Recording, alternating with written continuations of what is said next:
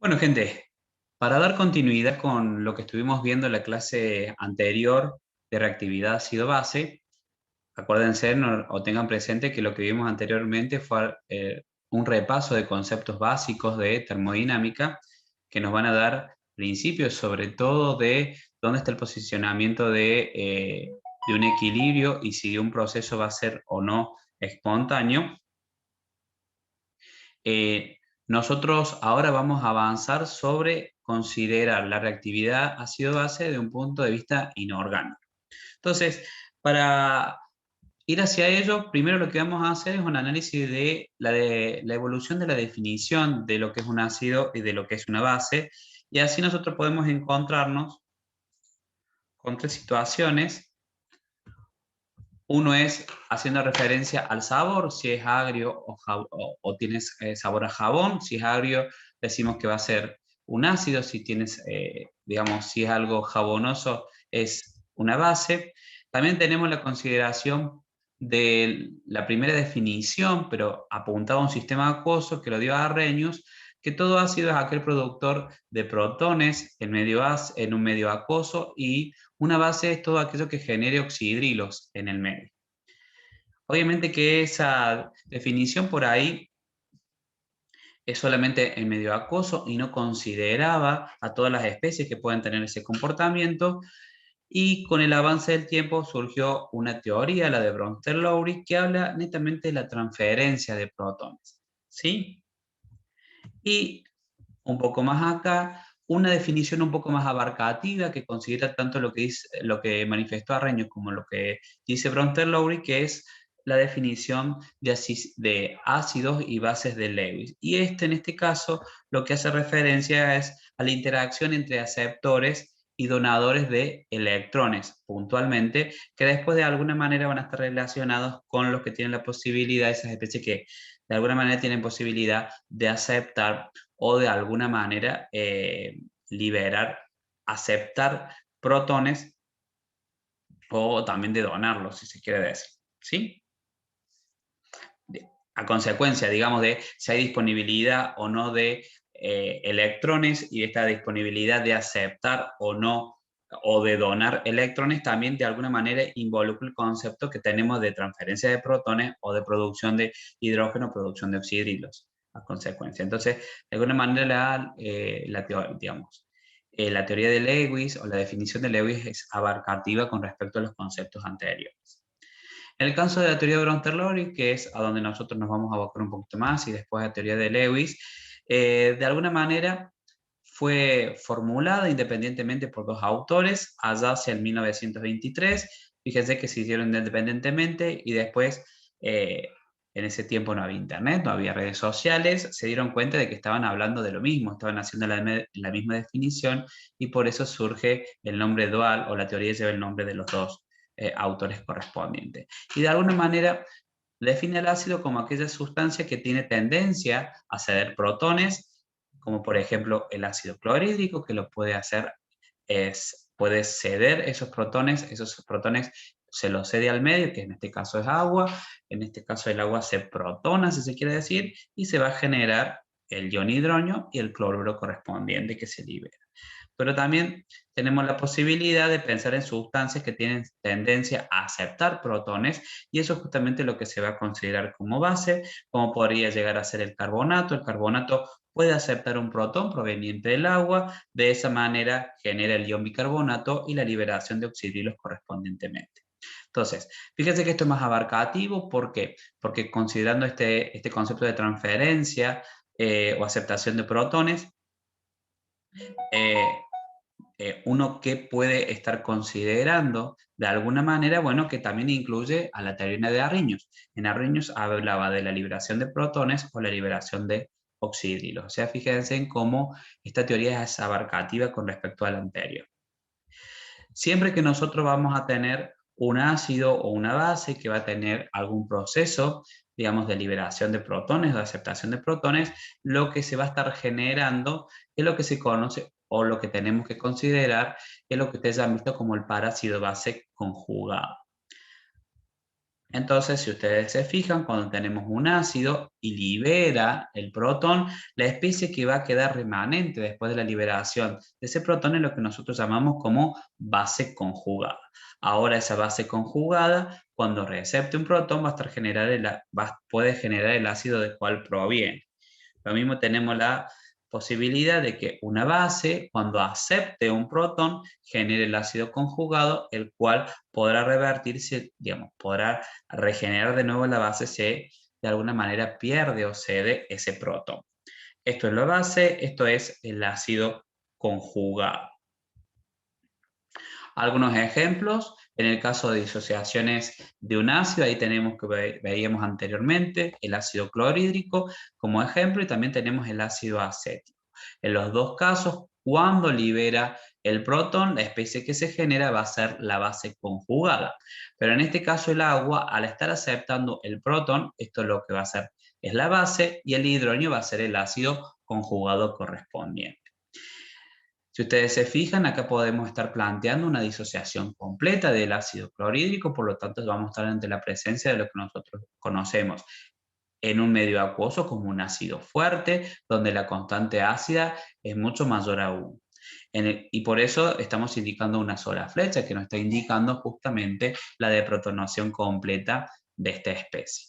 En el caso del ácido acético, de nuevo, la liberación cuando se cede este protón, se nos está generando la base conjugada correspondiente.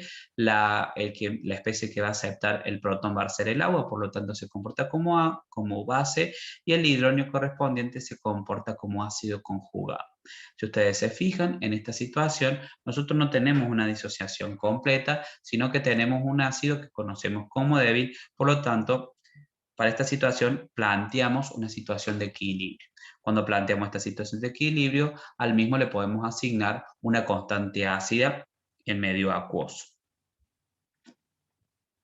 Lo mismo tenemos en el caso de una disociación de una base. Fíjense que en este caso tenemos el amoníaco. El amoníaco tiene la posibilidad de aceptar un protón, por lo tanto va a ser la base, y al aceptar ese protón, la especie que se genera es lo que vamos a conocer como ácido conjugado.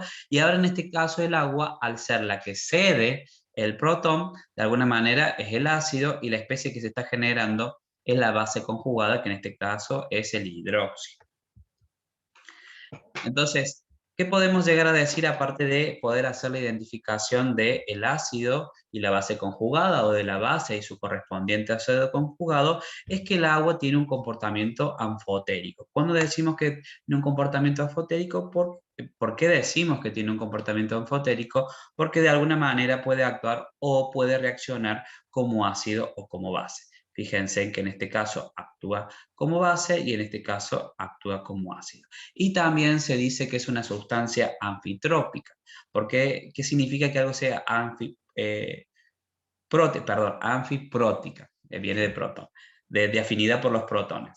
Ahí viene el nombre. Eso significa cuando tiene tendencia a donar o aceptar protones. Fíjense que en este caso está aceptando protones y en este caso está cediendo protones, por lo tanto se dice que es una sustancia anfiprótica. Cuando uno dice, bueno, que un ácido es fuerte, una base es débil, en realidad lo que tenemos que hacer o lo que deberemos analizar para tener en cuenta cuáles son las tendencias de fortaleza de esos ácidos y de esa base es considerar las constantes ácidas. Bueno, como le decía recién, una constante ácida mucho mayor a 1 me está indicando que ese ácido es fuerte, y cuando es menor a 1 me está indicando que es un ácido de tipo débil. Lo importante aquí es que cuando uno analiza un ácido fuerte, tenemos que tener en cuenta que su base conjugada va a ser débil. No débil, no va a ser cuando tenemos un ácido fuerte, tiene que quedar claro que la base no es débil, es marcadamente débil, por lo cual no tiene tendencia a hidrolizar como tal. En cambio, en un ácido débil, la base que se genera es una base generalmente débil que sí tiene posibilidades de hidrolizar como tal. Bueno, el mismo análisis uno puede hacer con respecto a las bases fuertes, con respecto a las bases fuertes y a las bases débiles, pero en este caso haciendo el análisis de las constantes básicas. Una de las limitantes de la definición de esta teoría, de alguna manera, es que la fuerza va a depender del solvente. ¿Sí? Entonces, no es lo mismo que esté en agua o que esté en un ácido o que esté en una base disuelta, un ácido fuerte o una base débil. Entonces, vamos a ver qué puede llegar a ocurrir esto. Entonces, fíjense que de alguna manera, para que ustedes lo puedan ver, el sentido contrario, a medida que aumente la fuerza de un ácido, en este caso, fíjense que vamos desde el amonio hasta el ácido perclórico, en el sentido opuesto es la fuerza de la base conjugada que se está generando.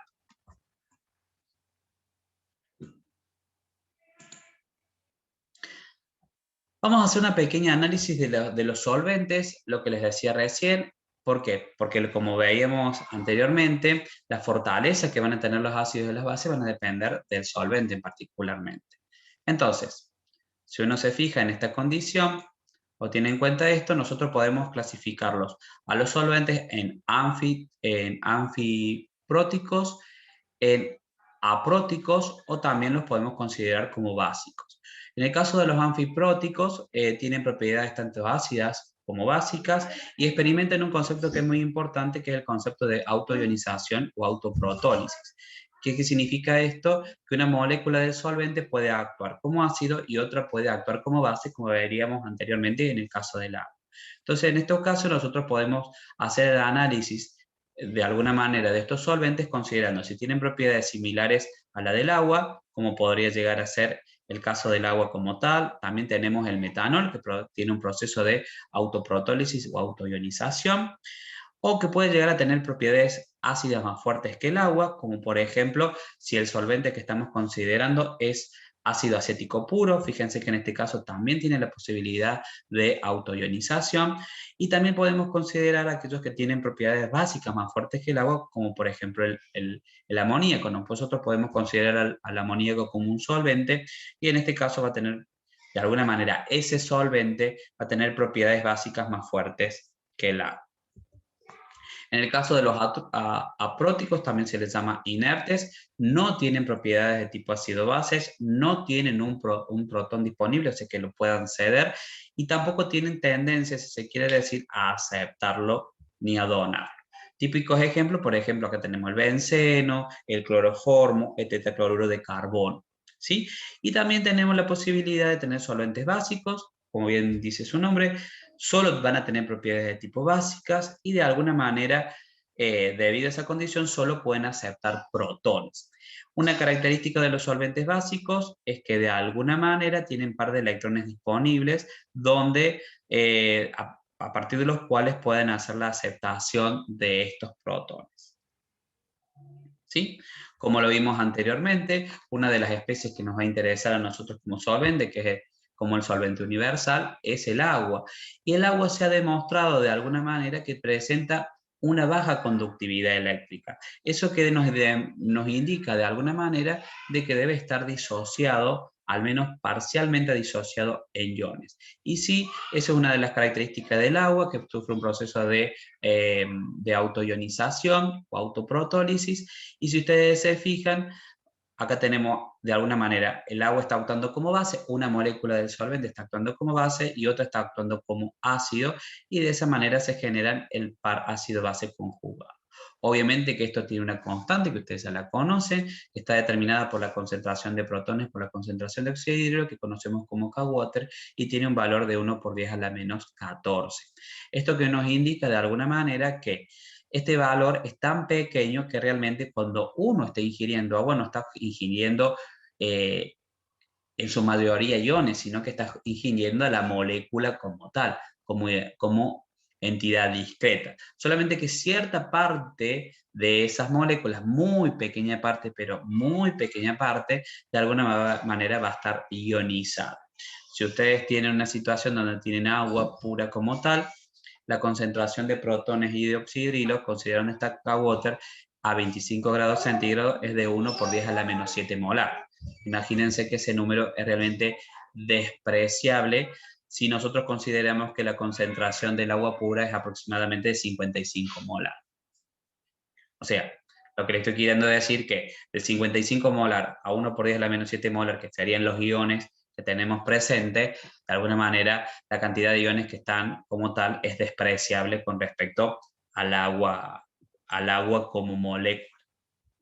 Lo que sí de alguna manera nosotros tenemos que tener presente es que siempre decimos que cuando tenemos, en este caso, un ácido o una base, el agua es la que soporta, digamos, cuando nosotros tenemos un ácido y el agua se está comportando como base, de alguna manera el agua está soportando ese protón que le proviene ese ácido, que le provee ese ácido para generar la especie hidrógeno. Algo que uno tiene que tener presente de alguna manera, que se ha demostrado que la generación del hidrógeno es una simplificación de describir lo que está pasando en el sistema, ya que de alguna manera se ha determinado experimentalmente que el hidrógeno está también hidratado y se generan este tipo de sales, si se quiere, o de este tipo de hidratos, si ustedes lo quieren ver. Entonces, cuando uno genera de alguna manera la cristalización, uno puede darse cuenta de que el hidrógeno no está solo, sino que de alguna manera está rodeado de moléculas de agua. Entonces, si uno tuviese que ser un poco más estricto en la hora de dar la estructura del hidrógeno, tendríamos que indicar esta estructura: hidrógeno 9, oxígeno 4 con una carga negativa, que tiene que ver justamente el hidrógeno rodeado con 3 moléculas de agua.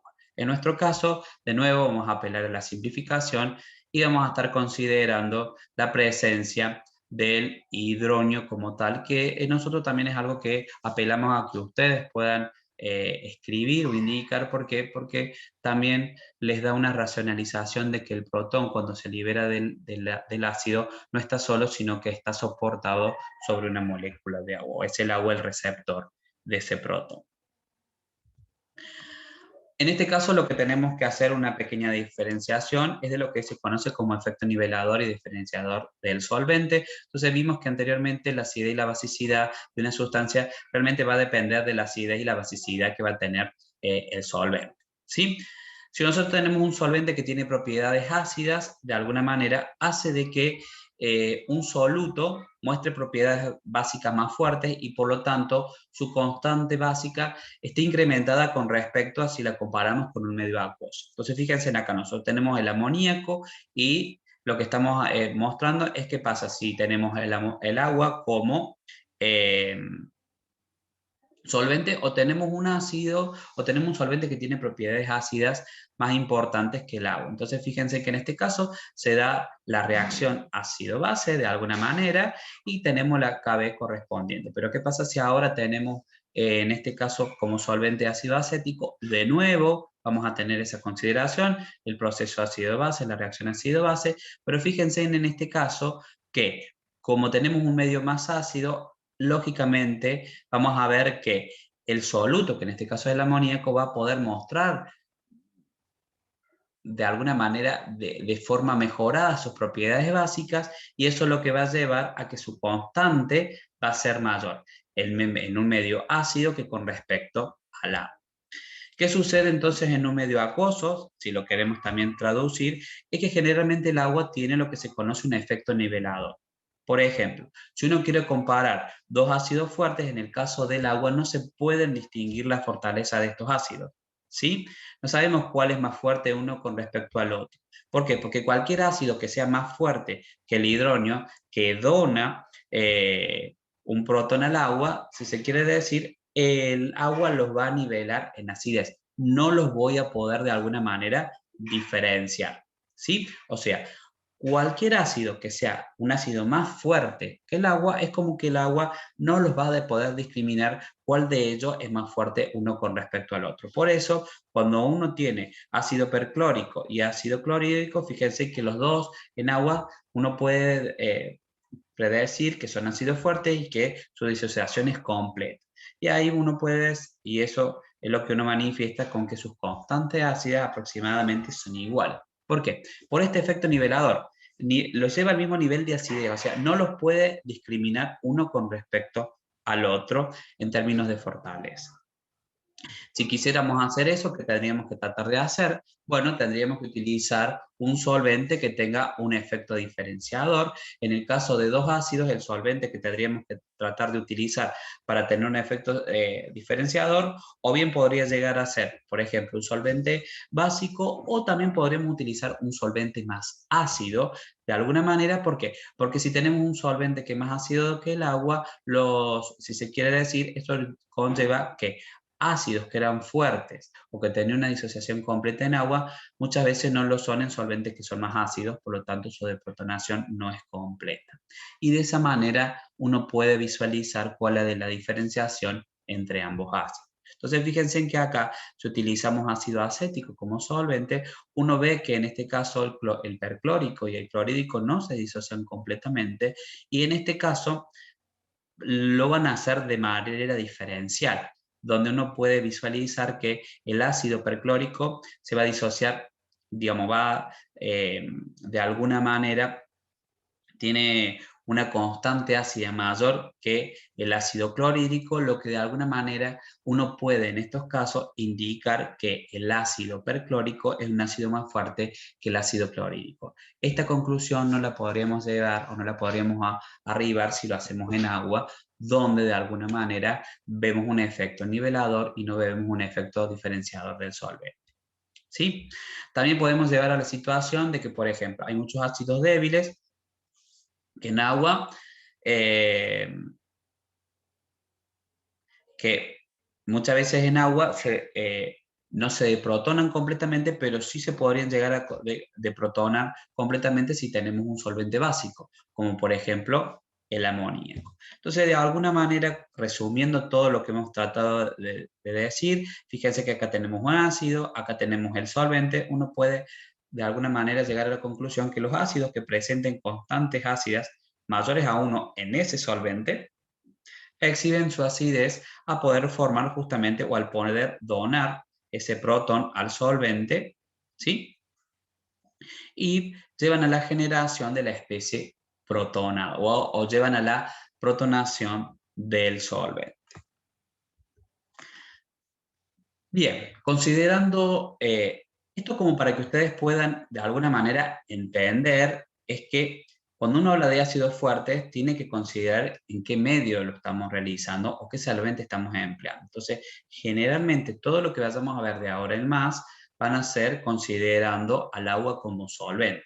Pero uno tiene posibilidades de decir qué ácido es más fuerte que otro, y en el caso de que sean ácidos fuertes, considerando el agua como solvente, uno puede utilizar otro solvente más ácido que el agua, ¿sí? Para poder tener un efecto de tipo nivelado, diferenciado. Según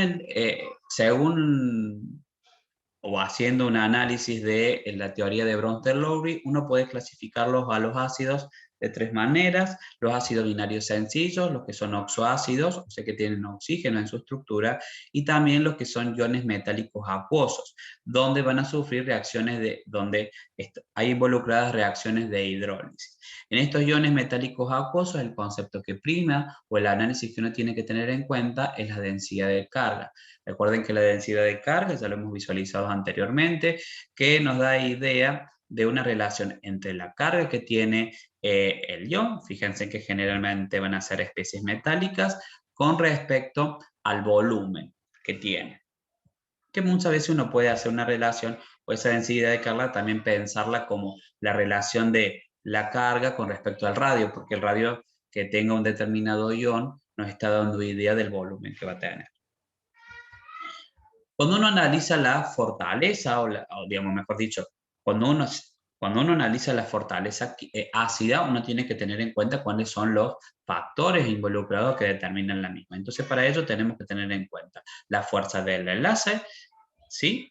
La deslocalización de la carga en el anión que se está generando para analizar su estabilización, y también los efectos inductivos que de alguna manera están presentes y que pueden llevar que conducen a la habilidad del enlace hidrógeno-oxígeno. En el caso de los hidrácidos, uno lo que tiene que de alguna manera tener en cuenta que a lo largo de un periodo aumenta la electronegatividad. Cuando aumenta la electronegatividad, el enlace se hace más polar y de alguna manera, si es más polar, es más susceptible de ser atacado por el agua, y eso es lo que implica que aumente la acidez de esas especies. Entonces, fíjense, cuando uno va analizando un periodo, a medida que yo me voy moviendo de izquierda a derecha, es lógico pensar de que bajo estas condiciones de que aumenta la polaridad del enlace, uno va a considerar que la acidez de esas especies va a aumentar. Pero ¿qué pasa en un grupo? En el grupo uno tiene que tener en cuenta dos situaciones. Por un lado, la electronegatividad, pero también tener en cuenta que hay un aumento de la distancia de la longitud de enlace entre el hidrógeno y la especie que estamos considerando.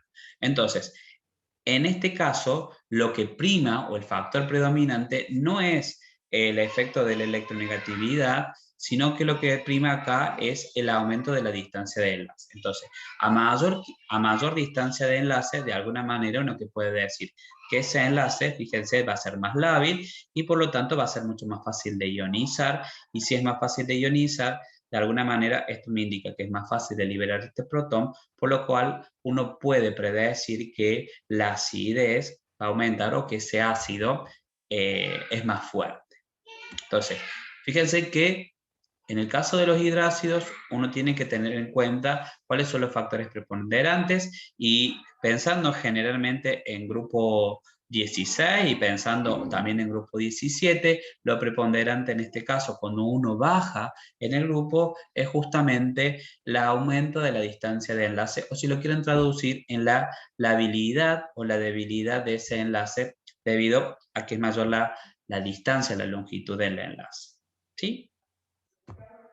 Uno puede hacer de alguna manera un análisis de esta situación. Lo que uno está pensando es en esta especie que se está disociando. Entonces uno puede llegar de alguna manera a plantear un ciclo termodinámico donde uno puede evaluar cuál es la propiedad más importante o cuál es el factor termodinámico más influyente con respecto a que determine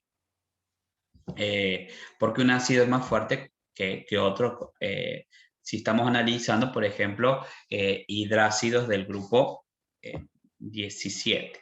Entonces, nosotros estamos planteando esta reacción y ahora podemos plantear un pequeño ciclo de Head o un ciclo termodinámico donde decimos, bueno, ¿qué pasa si a esta especie, que acá de alguna manera está hidratada, la pasamos a la fase gaseosa, después la separamos y después a cada una de estas especies, fíjense, que en un caso la vamos a ionizar, aparte, en este caso a partir de un proceso de energía de ionización y a partir de acá de un proceso de afinidad electrónica, y después esta especie lo que vamos a hacer, la vamos a hidratar en un proceso de hidratación como tal.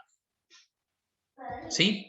Entonces fíjense en que acá uno puede analizar, fíjense que los procesos que están involucrados son la vaporización, la energía de disociación de enlace y lo que los comentaba recién, energía de ionización, afinidad electrónica y de alguna manera después la hidratación de estas especies. Bueno, cuando uno empieza a hacer un análisis un poco más detallado, si ustedes se fijan de alguna manera, hay algún comportamiento diferencial en el delta H de vaporización, pero no es muy marcada la diferencia, no es tan marcada.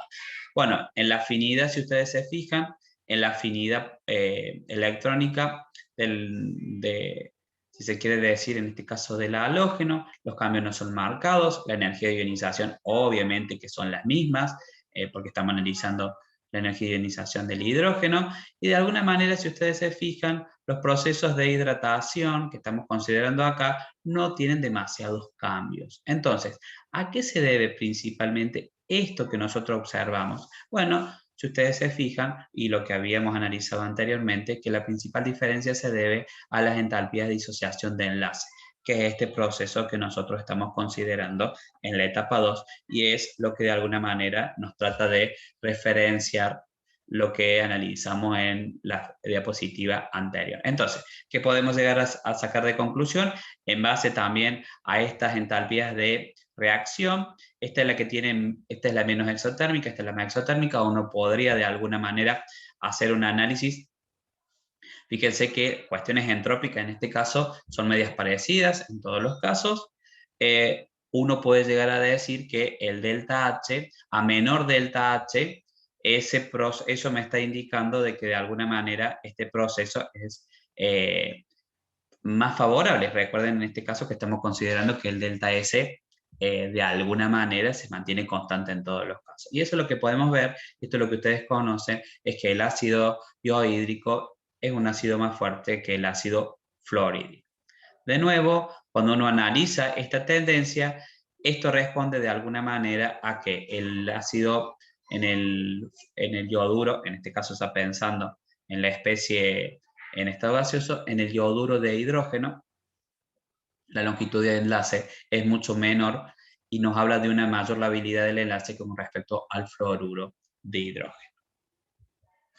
¿Qué pasa con los oxoácidos? Bueno, en el caso de los oxoácidos, si ustedes se recuerdan, son ácidos ternarios porque están formados por 3 tipos diferentes de elementos, donde vamos a poder visualizar generalmente un átomo central al cual están unidos los oxígenos, también algunos hidrógenos, pero lo que nos va a interesar a nosotros en este caso son los hidrógenos unidos a oxígenos, que son los que se llaman que tienen el carácter ácido, y a esto le vamos a llamar oxígenos hidroxílicos, de alguna manera, como para diferenciarlos de estos oxígenos que no son hidroxílicos.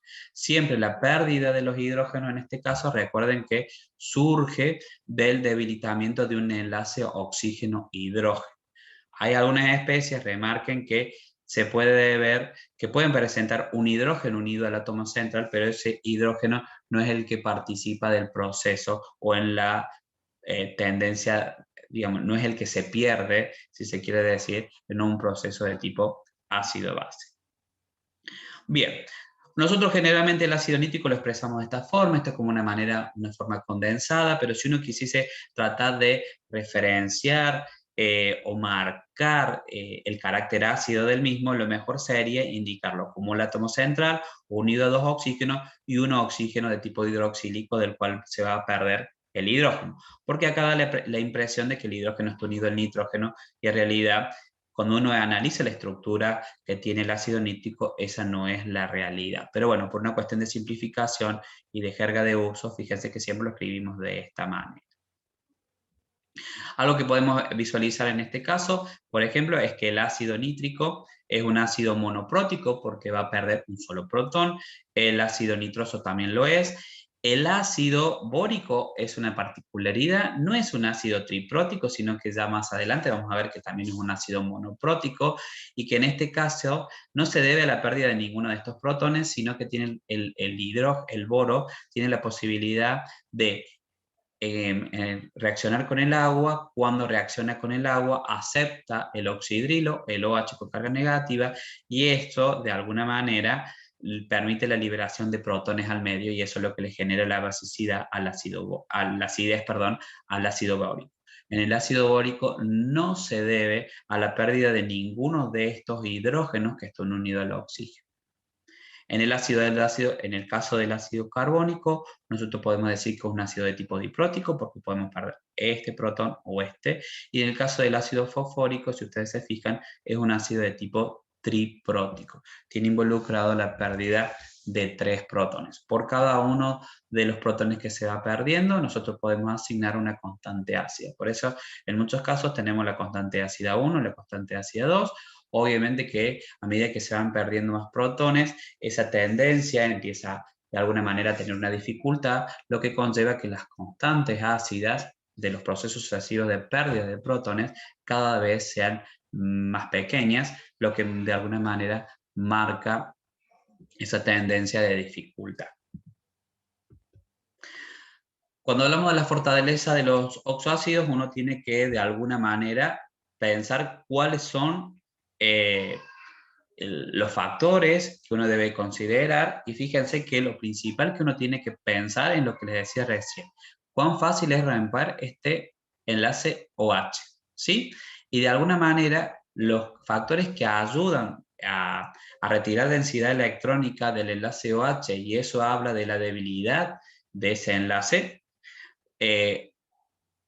para hacer ese análisis en concreto tenemos que pensar en factores, o mejor dicho, en efectos inductivos que tienen que de alguna manera correlacionarse con la electronegatividad del átomo central y también con el número de oxígenos no hidroxílicos, que son los oxígenos terminales y que generalmente son los que están unidos al átomo central. Y de alguna manera, esto del número de, el número de enlaces de oxígenos o de la cantidad de oxígeno con el que está rodeado ese átomo central, también va a determinar el número de oxidación que tiene ese átomo central, y uno puede decir que uno puede inferir o hacer una correlación de la fuerza ácida con el número de oxidación del mismo. ¿Sí? Entonces acá algunas preguntas que se hacen. ¿Por qué, por ejemplo, el ácido acético es un ácido más fuerte que el metanol? Perdón, que el etanol. Y acá uno dice por qué el ácido nítrico es un ácido más fuerte que el ácido nitroso. Uno puede responder estas dos preguntas utilizando de alguna manera cualquiera de estos tipos de conceptos. ¿Por qué? Porque acá el carbono va a tener un número de oxidación distinto en cada caso. Acá también el nitrógeno tiene un número de oxidación distinto.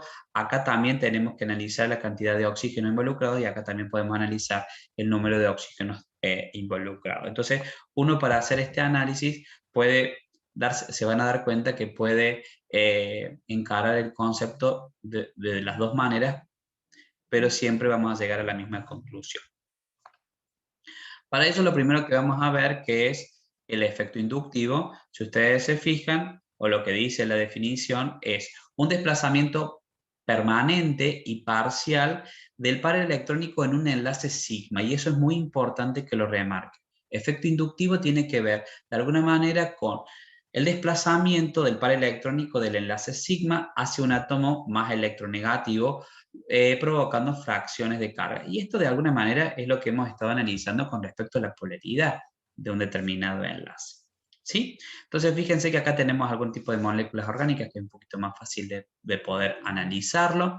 Si ustedes se fijan, en este caso tenemos el cloro es mucho más electronegativo que el carbono, entonces le va a tomar densidad electrónica y todo lo que va de alguna manera va a generar lo que es un efecto inductivo. ¿Sí? Entonces, tenemos un efecto inductivo y ahora también este carbono va a generar un efecto inductivo con respecto a los hidrógenos adyacentes y también con el carbono que tiene unido al lado. ¿Sí? Entonces, fíjense cómo el cloro, su presencia lleva a un desplazamiento de los pares electrónicos en los enlaces sigma. Y eso que lleva, de alguna manera, a decir que, bueno, que sobre el cloro yo puedo ver una marcada densidad electrónica negativa en el carbono que tiene unido. Fíjense que tiene una densidad marcada positiva, y también este efecto inductivo lo puede, digamos, se lo puede trasladar no al que tiene en un carbono alfa, que es el que está al lado, sino que puede ser un carbono de tipo beta, que tenemos un poquito más distante, donde de alguna manera hay un desplazamiento, hay una fracción de carga positiva, pero en menor medida con respecto al carbono o al elemento que tenemos unido al átomo electronegativo. De alguna manera uno puede pensar en dos tipos de efectos, digamos, hay dos tipos de efectos, un efecto positivo y un efecto inductivo, ¿sí? Y entonces, ¿cuándo vamos a hablar de un efecto inductivo negativo? Cuando se retiran electrones, de alguna manera cuando tenemos este desplazamiento electrónico, y en este grupo de alguna manera tenemos los halógenos que son para nosotros de referencia, ¿sí? Que es a lo que nosotros vamos a tratar de para que ustedes puedan apuntar un poquito. Esto por ahí son muy importantes desde el punto de vista de la reactividad de la química orgánica, pero nosotros vamos a hacer hincapié en alguno de ellos y en este caso nos van a referenciar los halógenos. ¿Qué pasa? Hay algunos grupos que no retiran electrones, sino que también son, digamos, están involucrados en el aporte de electrones, y en este caso se dice que tiene un efecto inductivo de tipo positivo, porque este desplazamiento se puede observar desde otro punto de vista, no desde la retirada de electrones, sino desde el aporte como tal, y en este caso lo que ustedes pueden ver es que de alguna manera tenemos grupos metilos, ¿sí? O grupos alquilos, como para que ustedes lo puedan ver, o si se quiere decir, residuos, o como lo podemos decir en forma un poco más genérica, cuando ustedes tienen de alguna manera estos grupos hidrocarbonados, donde tenemos carbono e hidrógeno, en todos los casos, unidos a una determinada cadena que sea de interés. Entonces, fíjense que tenemos de estos que se llaman grupos alquilos, también cada especie que tienen carga, ¿sí? También son aportantes de electrones. Si ya tienen la carga, es lógico pensar que no van a tener tendencia a retirar densidad electrónica, sino que van a tener tendencia a aportar.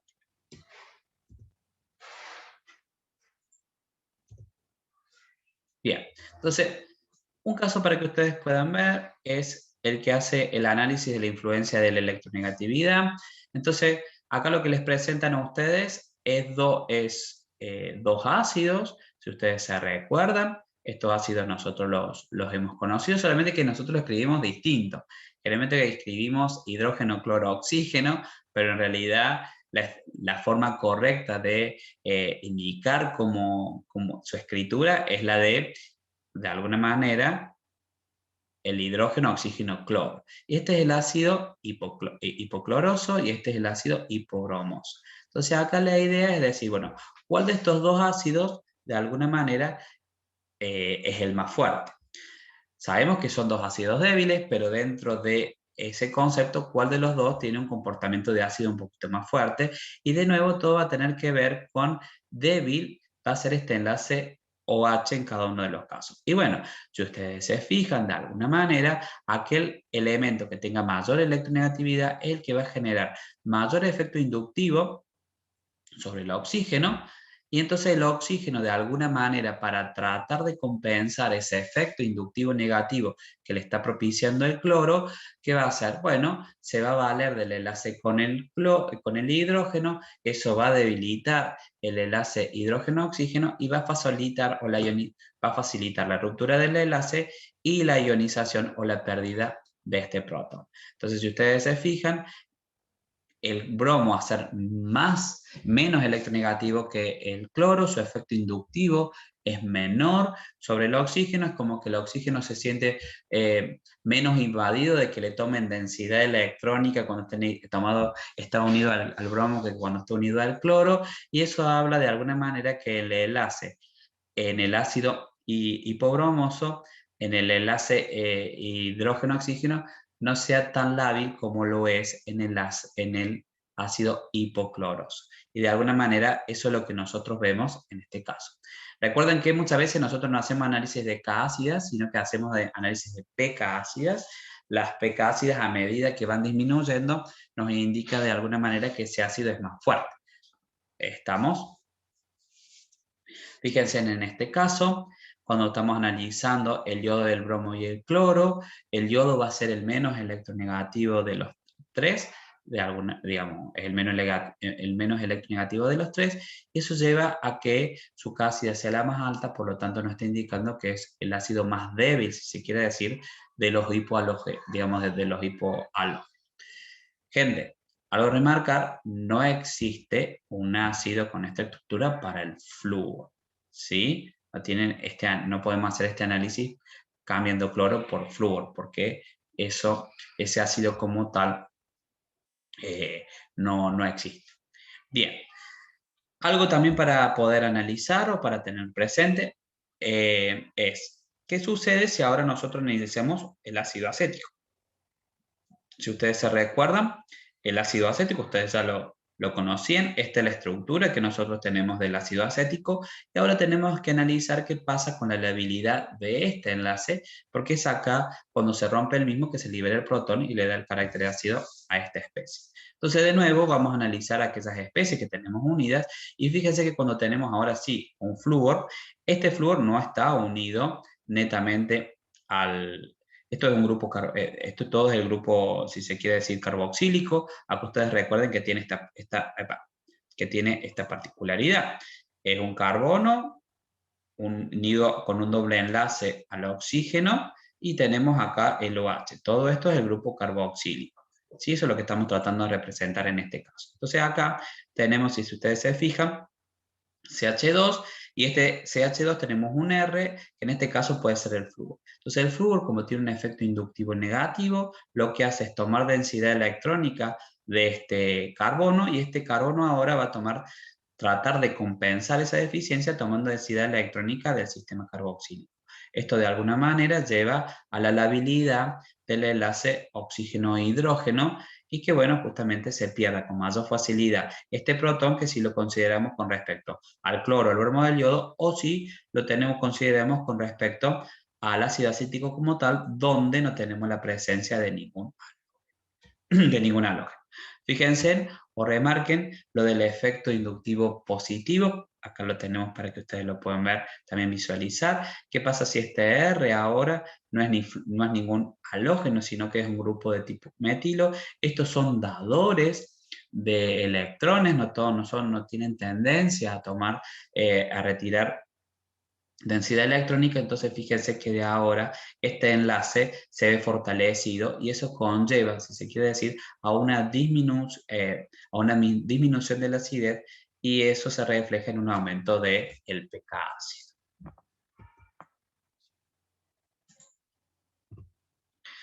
¿Qué pasa cuando uno analiza el número de oxígenos no terminales, o sea que son los oxígenos no hidroxílicos, ¿sí? Estos oxígenos no hidroxílicos de alguna manera tienen ese efecto. Ayudan de alguna manera a tener un efecto inductivo.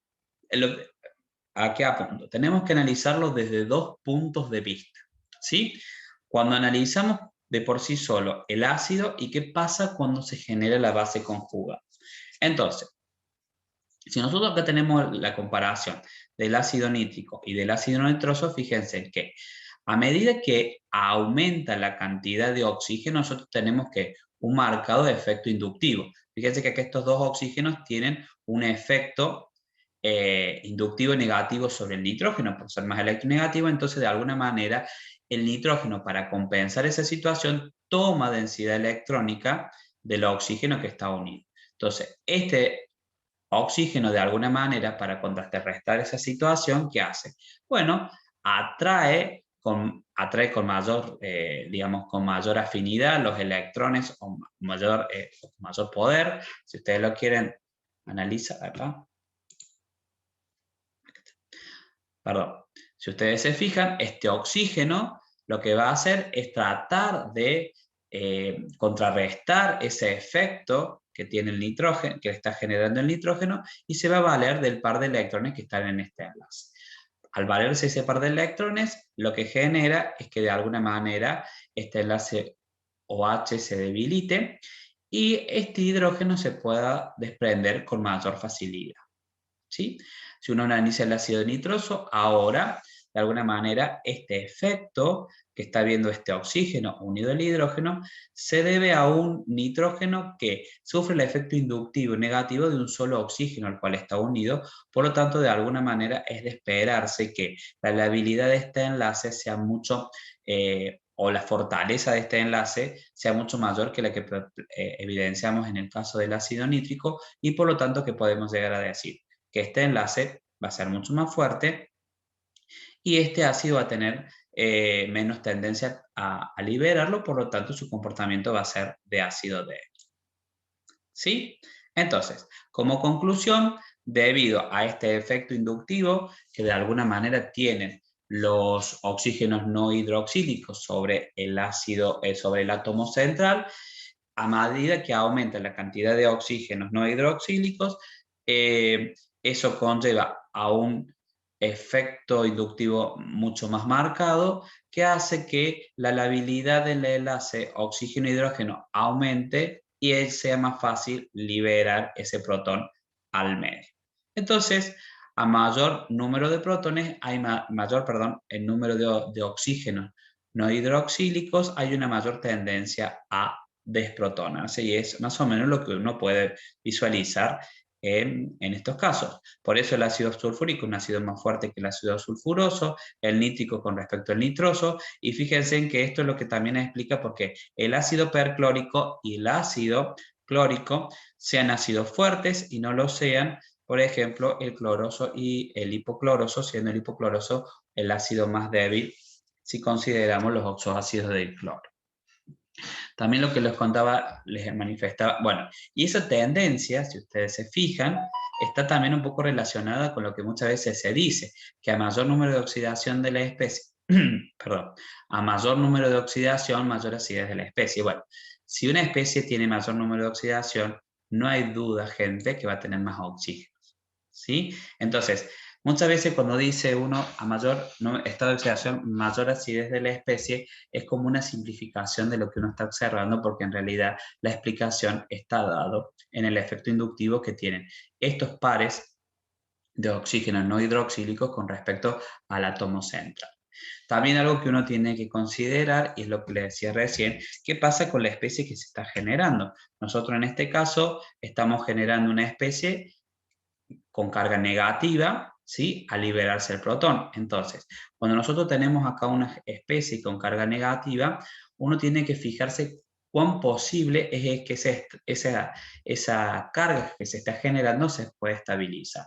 Entonces, fíjense en que en este caso, en el caso del nitrato, nosotros tenemos la posibilidad de que esta carga sea estabilizada por estos tres oxígenos, ¿sí? De alguna manera, este aumento, cuando uno pasa de la especie del nitrito al nitrato, fíjense en que ahora aumenta el número de oxígenos que ayudan a estabilizar esta carga por un efecto de resonancia. Entonces, fíjense que ahora tenemos tres centros o tres oxígenos que de alguna manera pueden, no es que pueden, sino que colaboran a la estabilización de la carga que se está generando, y eso hace de que esta base conjugada que se está generando sea mucho más estable a la que de alguna manera se genera con el ácido nitroso, que es el nitrito.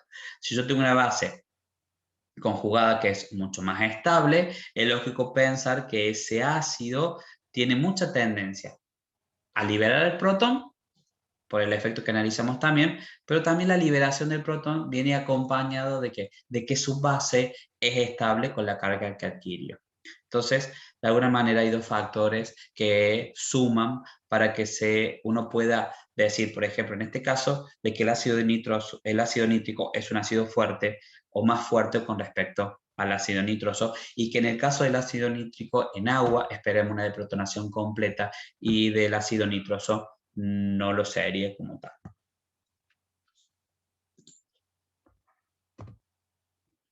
¿Qué pasa con el caso de los iones metálicos? Bueno, en el caso de los iones metálicos, que es lo que nosotros conocemos como iones acuo perdón, que lo que conocemos como ácidos acuos o acuácidos, ¿sí? O iones acuácidos, como para que ustedes lo puedan analizar. La idea es que uno puede hacer un análisis de lo que se conoce como parámetro electrostático, que el parámetro electrostático está muy relacionado con la densidad de carga, y qué pasa con la constante ácida.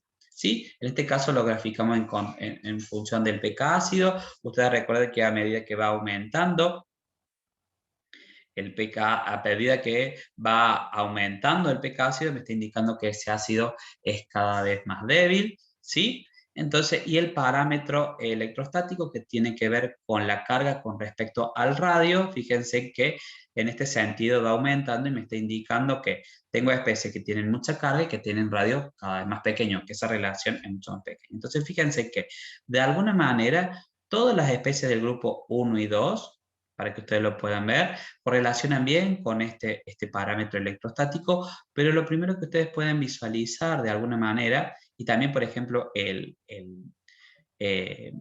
oro con una carga positiva, es que todos son ácidos muy débiles. O sea, son iones que tienen muy baja probabilidad de sufrir un proceso o de generar un proceso de hidrólisis o de hidrolizar el agua.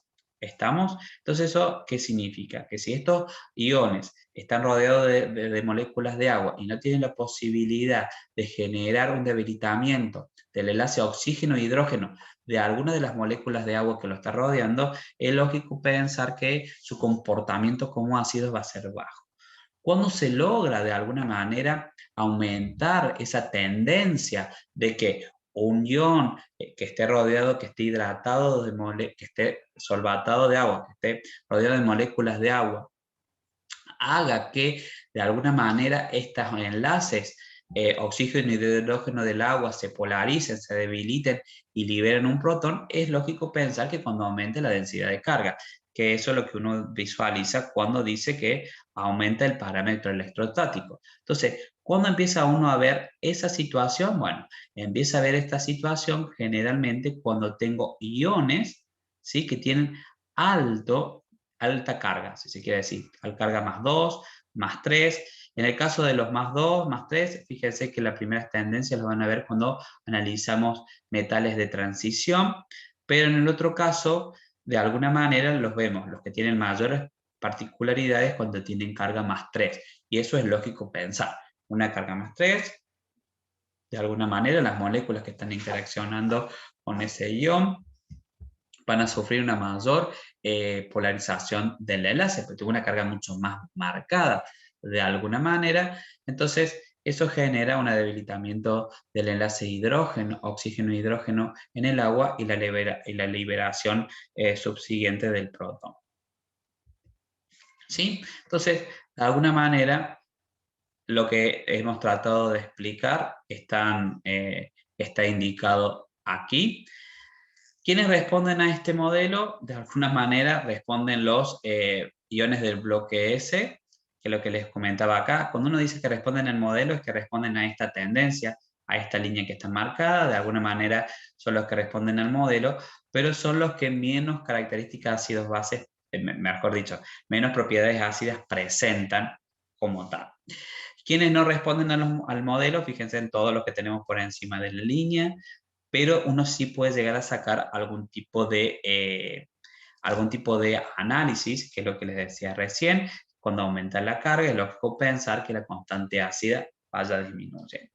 Entonces, de alguna manera, uno cuando empieza a ver esa tendencia, es lo que uno puede decir, bueno, si yo no veo una que se responda al modelo, uno puede hacer un análisis de que esos acuoiones van a tener una fuerza ácida alta, mucho más alta de la que predice el modelo.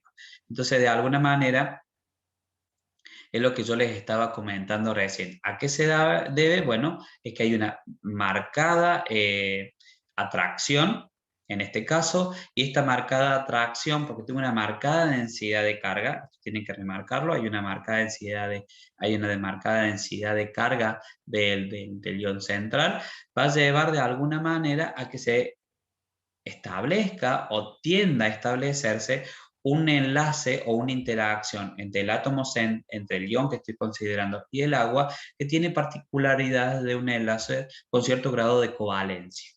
¿Sí? O sea, entonces, imagínense que tengo un ion que es muy, pero muy pequeño. Ese ion que es muy pequeño, al tener una alta densidad de carga, ahora va a ejercer cierto efecto de alguna manera sobre los electrones desaparecidos que tenga el oxígeno. Eso de alguna manera le da cierto grado de covalencia a ese tipo de interacción.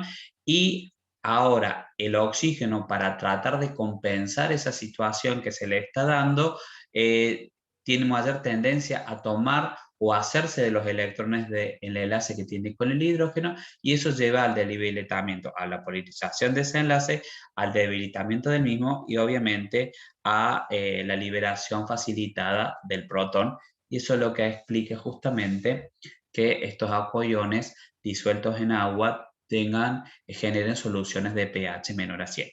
Un caso típico del laboratorio es el aluminio más 3. Cuando uno tiene una sal de aluminio más 3, generalmente, por ejemplo, sulfato de aluminio, cuando uno lo pone en agua, uno ve que el pH es menor a 7.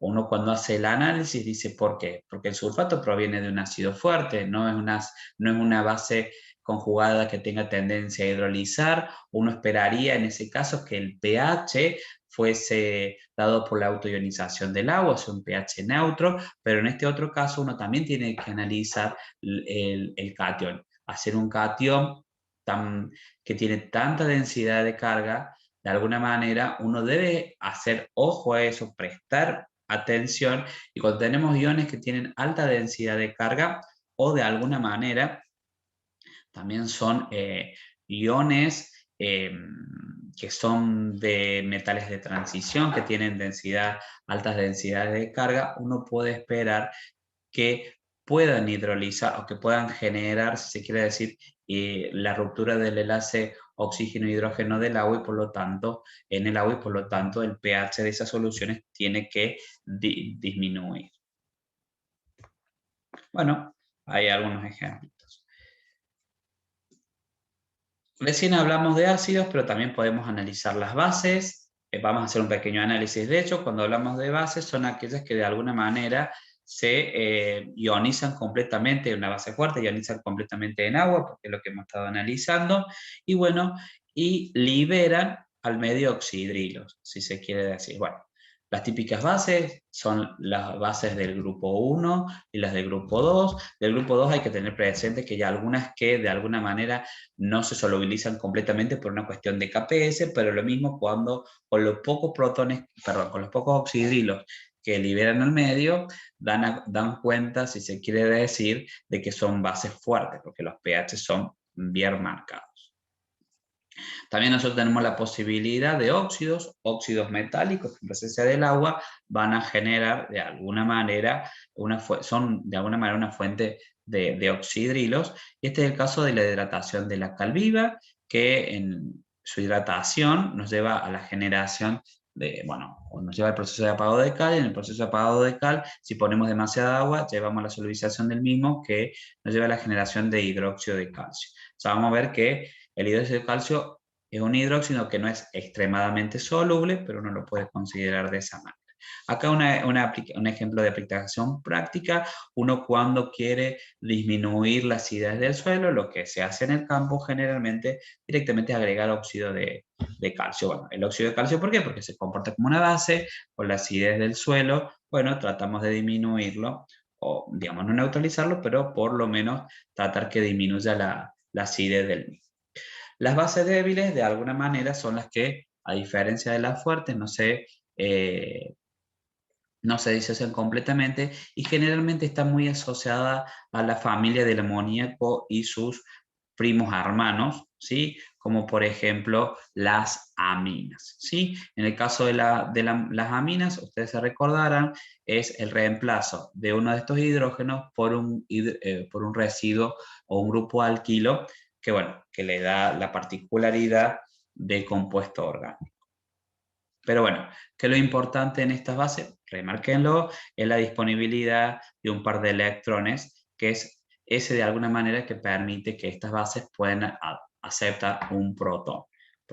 Si están en agua, aceptan el protón de agua, y después lo que se libera al medio son los oxidrilos que le dan las características del medio básico.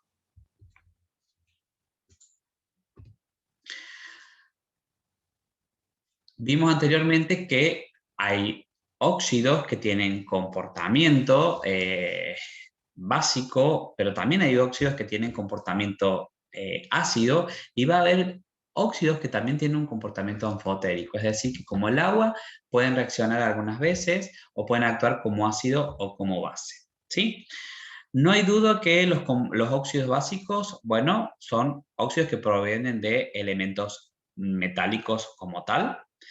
Los ácidos son los que están formados por la combinación de oxígeno con un no metal, o sea, no estamos diciendo nada nuevo, pero también tenemos la posibilidad de tener una serie de combinación de elementos, digamos, de elementos metálicos o metaloides, que en combinación con el oxígeno pueden llegar a tener propiedades de tipo anfotérica.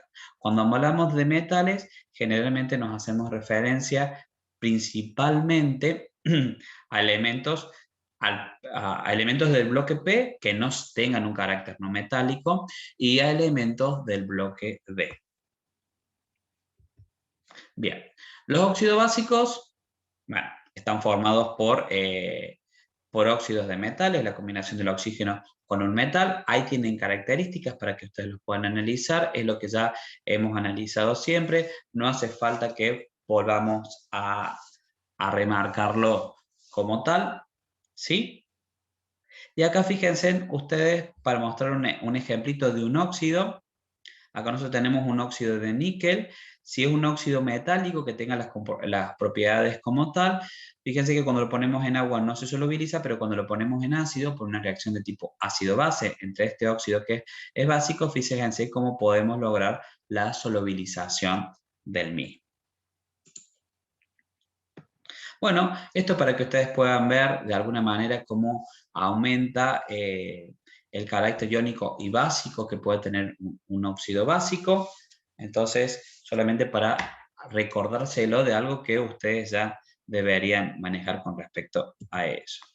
¿Qué pasa con los óxidos? Algo que sí es importante remarcar de los óxidos básicos es que todos son sólidos y son compuestos de tipo iónico. Y en el caso de los óxidos ácidos, están formados generalmente por o se forman cuando reacciona el oxígeno con un no metal, pero en este caso, digamos, en la mayoría de los casos, son compuestos moleculares que uno puede individualizar las moléculas de forma discreta, y los estados que podemos encontrar generalmente van del estado líquido al estado gaseoso. Cuando se disuelven, en este caso, digamos, cuando reaccionan con agua, van a generar oxoácidos, como ustedes ya lo tienen presente. Y en algunos casos, ¿sí? Tienen una particularidad, es que, bueno, en algunos casos no, tienen la particularidad, como recién habíamos analizado, los óxidos básicos pueden reaccionar con ácidos, los óxidos ácidos pueden reaccionar con bases, ¿sí? Y acá solamente un pequeño comentario, es que, por ejemplo, el dióxido de silicio, que es un óxido ácido y que es el constituyente de los vidrios, es, digamos, si se quiere decir, parte de la formación de los, digamos, de todo el material de vidrio, tiene una situación interesante, que se disolvería en la presencia de una base fuerte. Por eso, generalmente, cuando uno tiene una base fuerte, un hidróxido diluido, una solución de hidróxido de sodio, potasio, una solución de hidróxido en el laboratorio, no lo debemos guardar en botellas de vidrio porque, de alguna manera, eso va a llevar a la solubilización del recipiente. Por eso, generalmente, se almacenan en botellas de plástico. Fíjense en acá que lo que le estamos mostrando, ustedes acá tienen un poquito de hielo seco, que es el dióxido de carbono.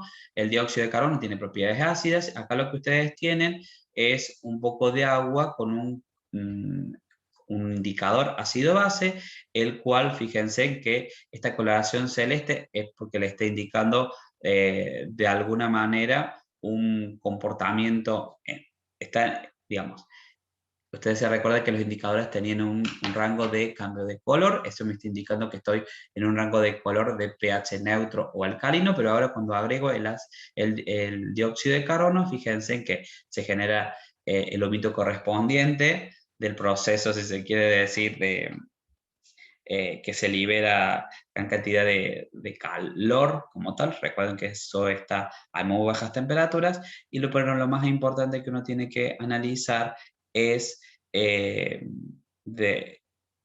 usted tiene que analizar es el cambio de color. Entonces acá de un color celeste pasamos a un color amarillo.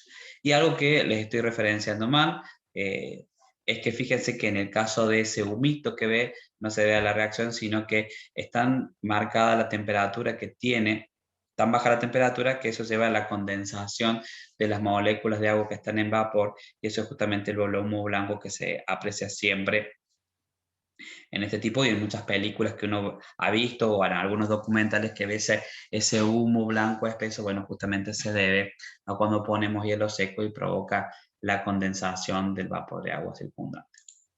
Bien, algo que es importante de remarcarles, que les había comentado anteriormente, es que dentro de los óxidos, dentro de la familia de los óxidos, aparte de tener propiedades ácidas y de tener propiedades básicas, también nos encontramos con óxidos que tienen propiedades anfotéricas. Así como los ácidos reaccionan con bases, los óxidos básicos reaccionan con especies ácidas. En el caso de los óxidos y también hidróxidos, tienen la posibilidad de reaccionar con un ácido o con una base, por lo tanto, ellos pueden actuar como un ácido o como una base, ¿sí? En este caso, un típico ejemplo, perdón, es los hidróxidos o el óxido de aluminio. ¿Sí? Fíjense que en este caso el óxido de aluminio puede reaccionar con protones, ¿sí? Con una fuente de protones, con un ácido, y eso lleva a la solubilización del mismo, generando lo que ya vamos a ver un poco más adelante, el ion aluminato. ¿Sí? Pero lo más importante acá es que esta estructura reacciona como uno se da cuenta. Y bueno, porque ya no tengo más el sólido, sino ya ahora tengo esta especie solubilizada. Lo mismo pasa si nosotros agregamos oxidrilos, por ejemplo, una solución de hidróxido de sodio, tenemos dióxido de aluminio, que es un polvo blanco que se conoce generalmente de la forma comercial como alúmina. Si yo compro alúmina, le agrego un hidróxido, lo que voy a poder ver es que se va a generar como una solución, porque por la solubilización, a partir de la formación, también, perdón, este es el ion aluminato y este es el ion aluminio, ¿sí? Vuelvo a rectificarme, este es el aluminio hidratado y este es el ion aluminato. No es tan fácil por ahí hacer un análisis del anfoterismo, que es de alguna manera lo que nos lleva a que una especie sea anfotérica y no sea anfotérica, pero sí se sabe que el anfoterismo va a variar con respecto al estado de oxidación del el elemento. Generalmente, cuando uno habla de especies que tienen comportamiento anfotérico, si uno piensa en la ubicación que van a tener estos óxidos o los elementos que forman estos óxidos o estos hidróxidos en la tabla periódica, los podemos decir que están en la frontera de los que realmente son ácidos, de los que realmente son básicos, que son el grupo 1 y 2, de los que realmente son ácidos. Entonces, todo lo que queda, si se quiere decir, limitado por esas dos fronteras, uno puede llegar a decir que pueden llegar a tener comportamiento de alguna manera anfotérico. ¿Sí? Entonces, lo que les decía recién, el anfoterismo de alguna manera está relacionado con el número de oxidación, y dependiendo del número de oxidación, eso de alguna manera se correlaciona con el grado de covalencia en los enlaces que estaríamos considerando, ¿sí? Entonces, ya sea porque el ion metálico va a ser muy polarizante, o sea que tiene una alta densidad de carga, contiene una alta densidad de carga, es lógico que pensemos ya que hay un grado de covalencia, y si hay grado de covalencia, es lógico pensar que o es una forma de racionalizar la presencia del anfoterismo, que es lo que vemos allá arriba con la presencia del aluminio. ¿Sí? Y de alguna manera también porque el ion metálico es polarizado por el átomo de oxígeno unido a él, por ejemplo, en el caso del antídoto. Bien, si ustedes se fijan, no, cuando uno habla de anfoterismo tiene que tener en cuenta dos cosas. Por un lado, el número de oxidación, y por otro lado, el grado de covalencia.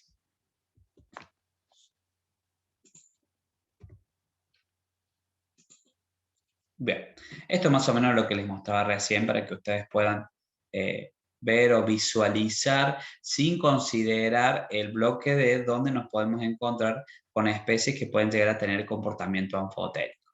¿Sí? Acá tenemos este es el comportamiento, este es, si quiere decir, los óxidos de tipo básico, estos son todos ácidos, y acá vamos a encontrarnos con aquellas especies que pueden llegar a tener un comportamiento de tipo anfotérico. ¿Sí? Y de nuevo, analizar si es polarizante, si es polarizado si el ion metálico es polarizante, o si puede ser polarizado por el oxígeno que tiene unido al lado de él. ¿Sí?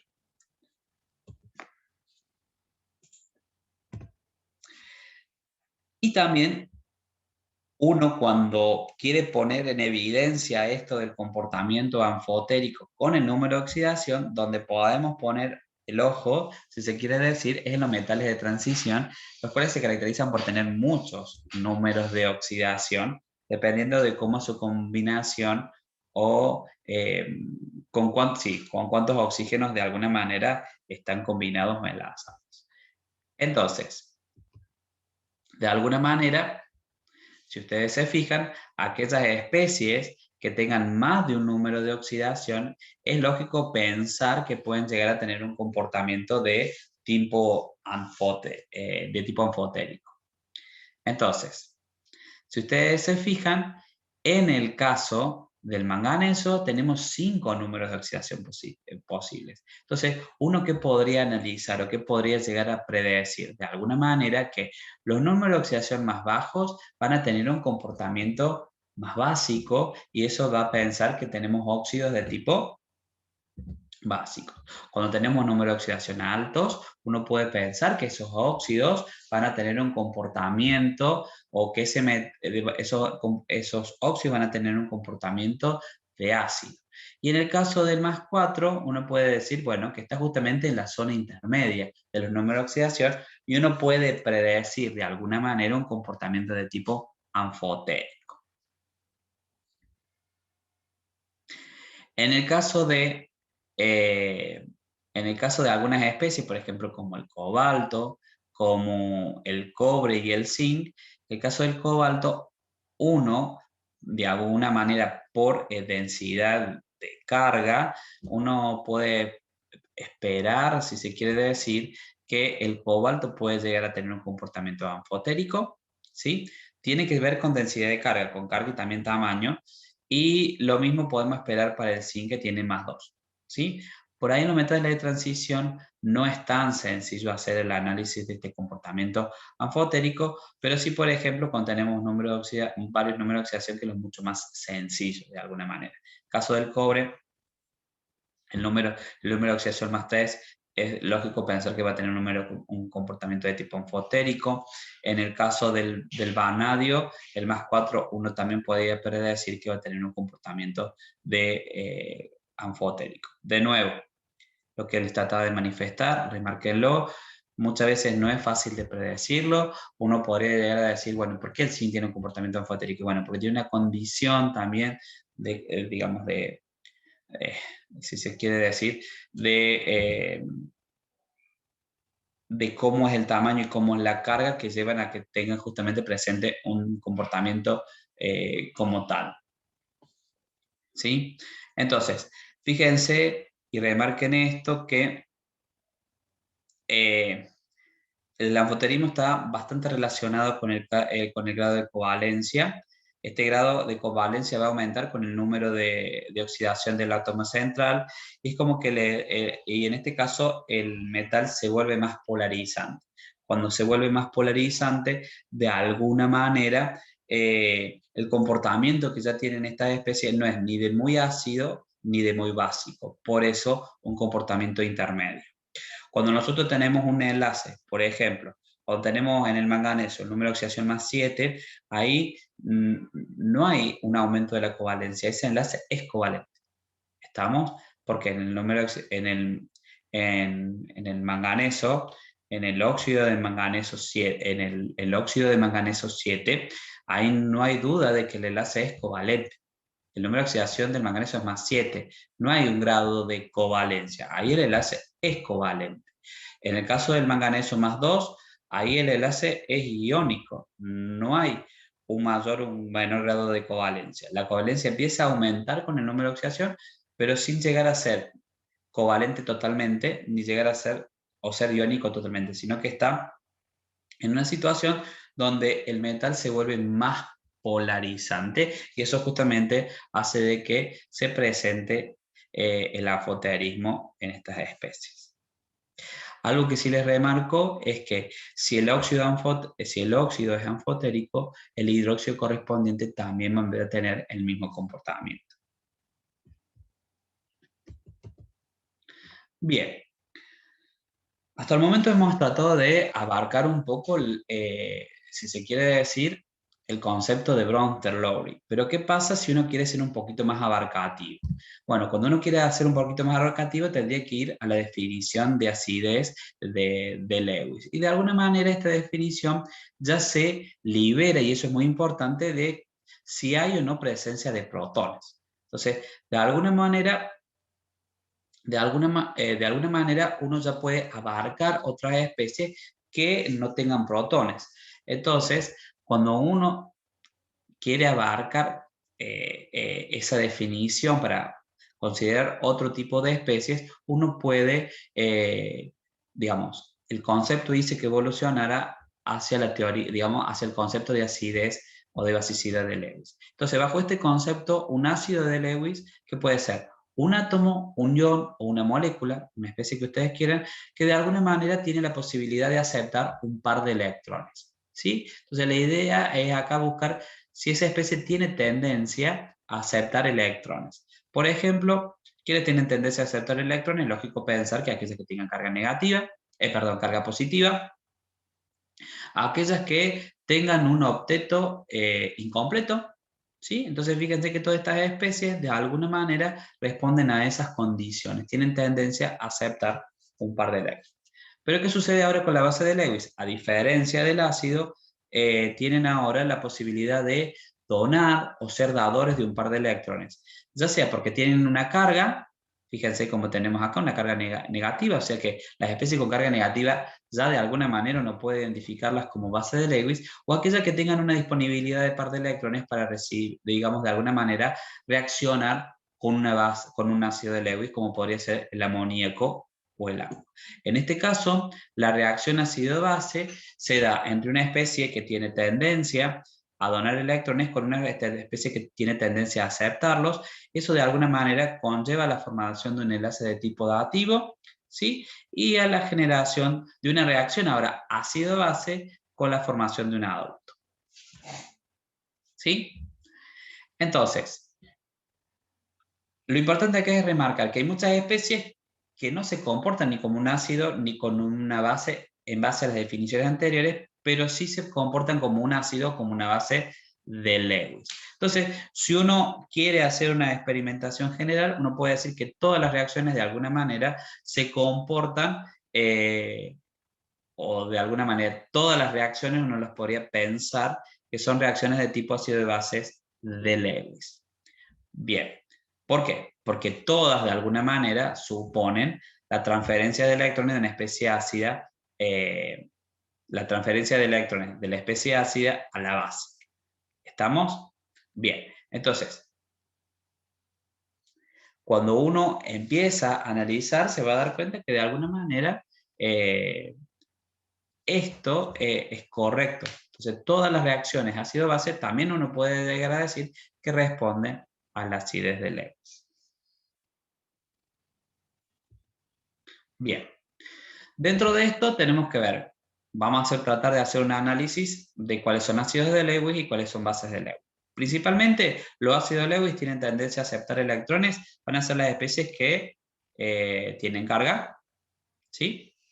Y de alguna manera tienen que tener disponibilidad de orbitales S y D que tienen que estar vacíos. ¿Por qué? Porque si no los tienen, de alguna manera, ¿cómo van a aceptar esos electrones? Y también aquellas especies que son especies neutras, si ustedes se fijan, ¿dónde están especies neutras donde uno puede individualizar un centro que tiene densidad electrónica o tiene una densidad de carga positiva. Eso cuando se da, bueno, con aquellas especies que de alguna manera, o con aquellas especies donde tenemos átomos terminales que son muy electronegativos y que de alguna manera eso va a generar de alguna manera una densidad de carga positiva. Entonces, el carbono en el dióxido de carbono se convierte ahora en un centro de acidez de Lewis. Por lo tanto, uno puede llegar a decir que el dióxido de carbono es un ácido de Lewis. También lo que les decía recién, aquellas especies que tienen octeto incompleto, ¿sí? Y que de alguna manera tienen la posibilidad y tienen la disponibilidad de orbitales para aceptar un par de electrones. Cuando uno piensa en una reacción ácido-base de Lewis, uno puede de alguna manera pensar en lo que se conoce como la formación de un complejo. Es decir, la formación de una especie que tiene dos partes, la parte ácida y la parte básica, y que de alguna manera, cuando se combinan estas dos partes, lleva a que la especie que se genera ahora tiene una estabilización extra que se debe a que de alguna manera tiene menor energía con respecto al ácido y al ácido y a la base del cual proviene. Y eso que lleva de alguna manera a una reacción exotérmica, ¿sí? La generación de esta reacción, una reacción exotérmica, por lo cual uno puede visualizar o puede inferir que el aducto que se genera va a tener menor energía con respecto a los reactivos de cual procede. Y eso de alguna manera uno lo puede llegar a pensar también como una reacción en términos de teoría de orbitales moleculares, donde si ustedes se fijan, nosotros tenemos el ácido, que el ácido de alguna manera tiene su orbital molecular más alto desocupado, y ahora tenemos, y acá tenemos la base donde tenemos el orbital molecular más bajo, este es el más bajo, el más alto ocupado, y este es el desocupado. Entonces fíjense que acá, cuando se genera la reacción, ustedes cuando se da el complejo, en esta situación se genera una nueva, se va a generar una nueva distribución o un nuevo diagrama de orbitales moleculares, donde si ustedes se fijan, estos orbitales del HOMO que provienen de la base se van a estar posicionando en un orbital molecular enlazante de menor energía que con respecto, si se quiere decir, digamos, a la base de la cual están partiendo. De nuevo, como ahora este par de electrones va a estar ubicado la probabilidad de encontrarlo se da entre los núcleos del ácido y de la base, nosotros podemos llegar a decir que esto lleva justamente a la formación del enlace. Bueno, eso es lógico también analizarlo porque estamos pensando de que acá se ha generado un orbital molecular de tipo enlazante. Entonces fíjense que la reacción ácido-base de Lewis, uno puede llegar a decir que se forma el enlace a partir de ¿qué? Del aporte que puede hacer la base, que el ácido los aceptó, y que cuando uno ve la distribución energética, el complejo o el aducto que se generó, los electrones involucrados en la formación del enlace tienen menor energía que si estuviesen en digamos, en las especies que partimos, tanto el ácido como la base correspondiente.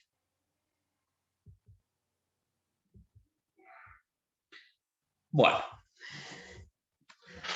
eso es una forma de tratar de visualizar una definición un poco más genérica de lo que es un ácido y lo que es un ácido y lo que es una base.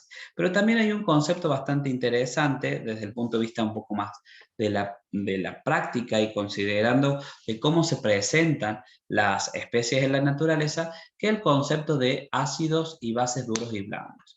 Este concepto de ácidos y bases duros y blandos solamente surgieron, en realidad, no solamente, surgieron de alguna manera de una experiencia empírica, de tratar de predecir o decir por qué en la naturaleza encontramos este tipo de elementos, por qué lo encontramos acá, o también de alguna manera para poder predecir por qué ocurren algunas reacciones en un sentido y por qué otras no. Por ejemplo, nosotros podemos llegar a tener acá la situación, perdón, de decir, porque si yo analizo esta reacción y no conozco el sentido de la flecha, uno dice, bueno, que lo que va a estar ocurriendo es que el fluoruro de potasio sí reacciona con el yoduro de litio y se van a formar estas dos especies y se van a generar estos productos.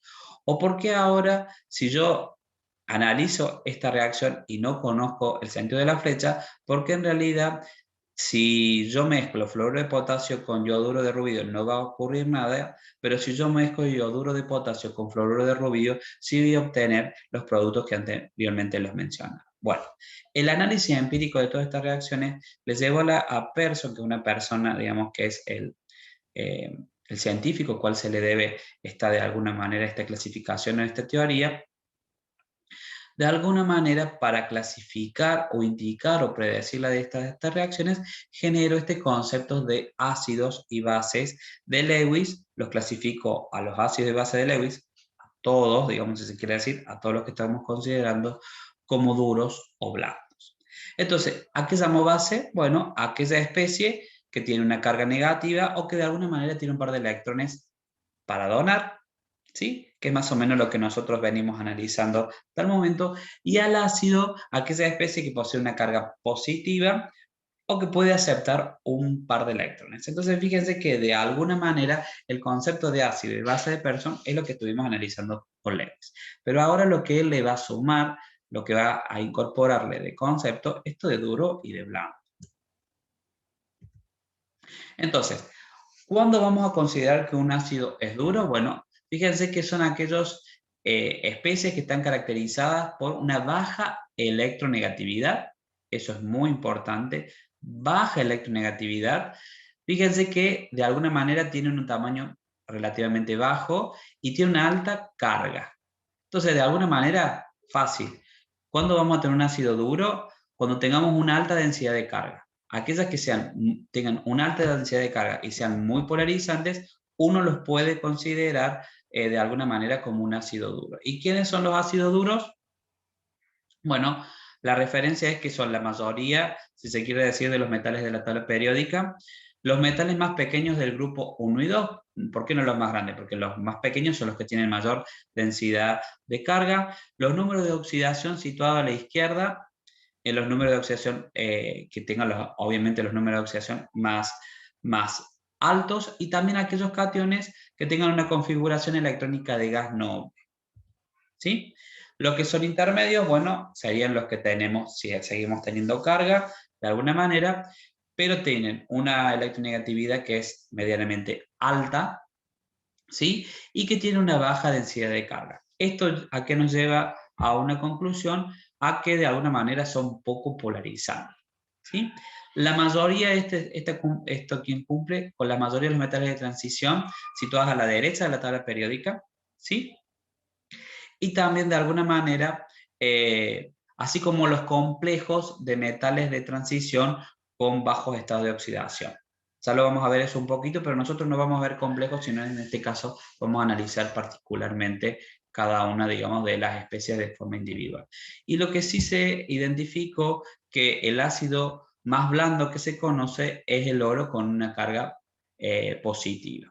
Y lo que tienen de alguna manera una acidez intermedia, bueno, ni es ni duro ni es blando, ¿sí? Entonces, estos, ¿cómo se caracterizan? Porque de alguna manera tienen cargas pequeñas, de alguna manera tienen carga más pequeña y tamaño un poco más grande sí, con respecto a los ácidos duros, y bueno, lógico pensar que tienen cargas mayores y tamaños menores con respecto a un ácido blando. Y la mayoría de ellos son metales de transición, para que ustedes los puedan referenciar. Entonces, acá tenemos algunos ejemplos para que ustedes lo analicen. Nosotros no vamos a apuntar particularmente que ustedes se aprendan de memoria, sino que vamos a tratar de que ustedes puedan, de forma comparativa, predecir entre dos especies cuál será más duro o cuál será el más blando. Entonces, en este caso, siempre en el caso de los ácidos, uno puede hacer referencia al análisis de la densidad de carga. Como la mayoría son especies que tienen carga, uno analizando ese concepto, uno puede decir cuál es más duro y cuál es más blando. Entonces, si uno analiza, en este caso, los del grupo 1 tienen todos carga más 1, uno puede, si compara el litio con el sodio, fíjense que el litio al tener un menor tamaño va a tener mayor densidad de carga, entonces te va a tener un comportamiento de ácido, va a ser un ácido más duro si lo comparo con respecto al sodio. Pero si yo ahora comparo el sodio, por ejemplo, con el potasio, ahora yo puedo decir de alguna manera que el sodio tiene una dureza mayor con respecto al potasio. Entonces, en este caso, el sodio va a ser el ácido duro y el potasio va a ser el ácido blando. Por eso, generalmente, en estos casos, lo que uno trata de considerar es la comparación entre las especies que estamos analizando. Y a eso vamos a apuntar nosotros también. ¿Qué pasa con las bases duras y con las bases blandas? Bueno, las bases duras, recuerden, marcadamente, van a ser aquellas especies que tengan carga, ¿sí? Entonces, de alguna manera, son especies que pueden llegar a tener carga y que tienen electronegatividad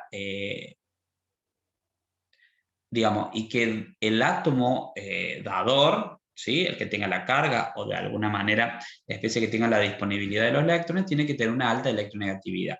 Y el tamaño tiene que ser medianamente pequeño, ¿sí? Entonces, de alguna manera, cuando vamos a considerar, tenemos el flúor, perdón, el fluoruro, tenemos el óxido, el oxidrilo, y así son todas especies con carga.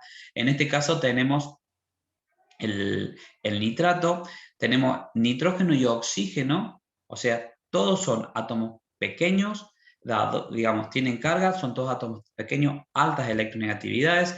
En este caso, el fósforo, lo más importante que tenemos que remarcar en el caso de perdón del fosfato, son las 3 cargas negativas, como para que ustedes lo puedan visualizar. Y en el caso de las bases blandas, ahora, el átomo moderador tiene una electronegatividad relativamente alta, ¿sí? Pero sí tiene una particularidad, es que son voluminosos y muy polarizables. Entonces, ustedes se fijan, dentro de las blandas, el típico ejemplo con el que nos vamos a encontrar nosotros es el yoduro. El yoduro es una base totalmente blanda, es fácilmente polarizable de alguna manera, entonces no tiene mucha tendencia a ceder electrones. Eso también es lo que uno tiene que tratar de visualizar en el caso del concepto. En cambio, por ejemplo, el fluoruro es pequeño, se quiere decir, tiene mucha tendencia de alguna manera si se quiere decir, a ceder su carga. ¿Por qué? Porque es tan electronegativo que realmente después la puede compartir, no la va a perder. Lo mismo va a pasar con el amoníaco, con el agua, que son especies que tienen disponibilidad muy marcada de perder electrones, que los pueden compartir sin saber que ponen en juego que los vayan a perder.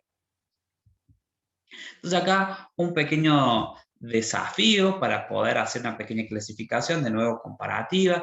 Fíjense que acá tenemos una especie.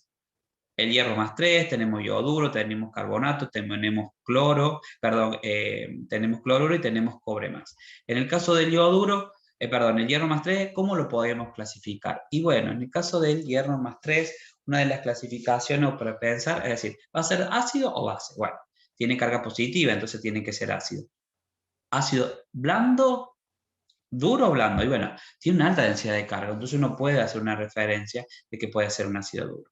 El yoduro tiene carga negativa, perfecto, es una base.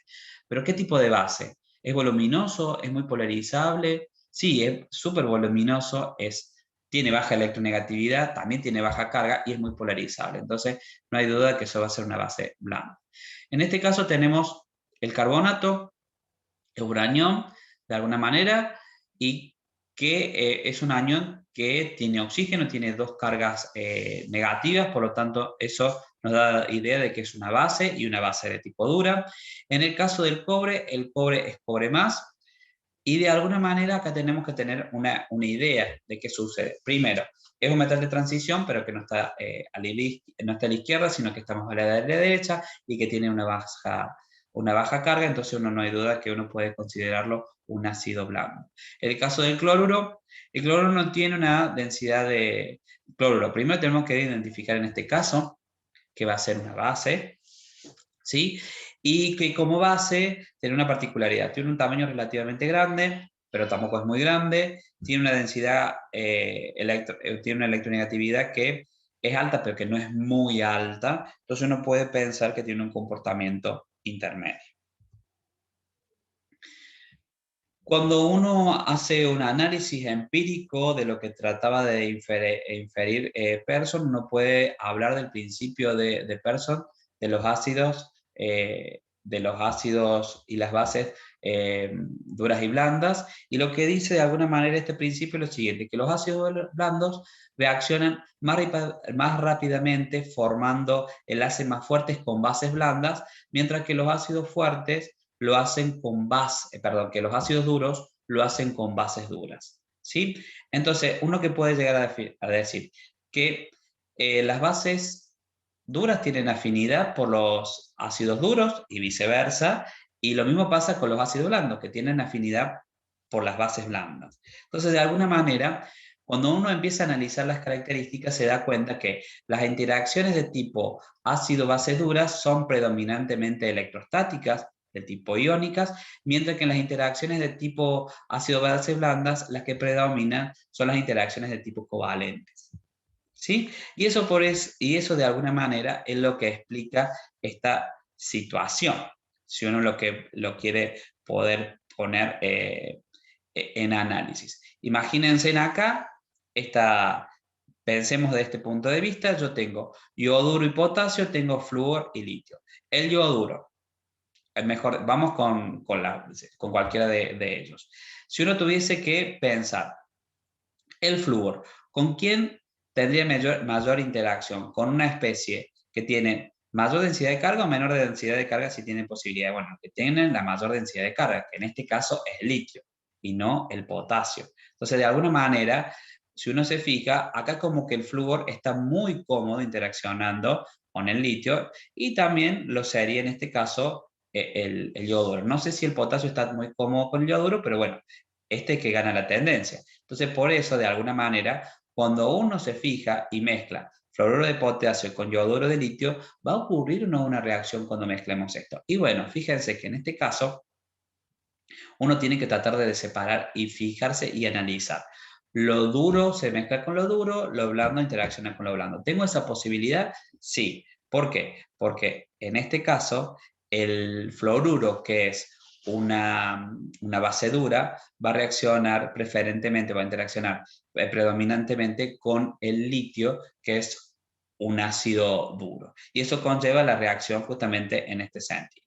Pensemos acá lo que está ocurriendo, o en este caso aquí, fíjense, va a ocurrir esta reacción y bueno, sí, el fluoruro tiene tendencia o tiene la posibilidad de interaccionar con una base, perdón, el flúor va a tener la posibilidad de interaccionar con un ácido más fuerte que con el cesio con el que está de alguna manera interaccionando. Entonces eso lleva a la formación del fluoruro de potasio y ahora el yoduro, que de alguna manera es una base blanda, va a tener mucha más interacción con el cesio, que es un ácido blando y por lo tanto también eso complementa o ayuda a la formación del yoduro de cesio y eso es lo que determina la reacción en este sentido.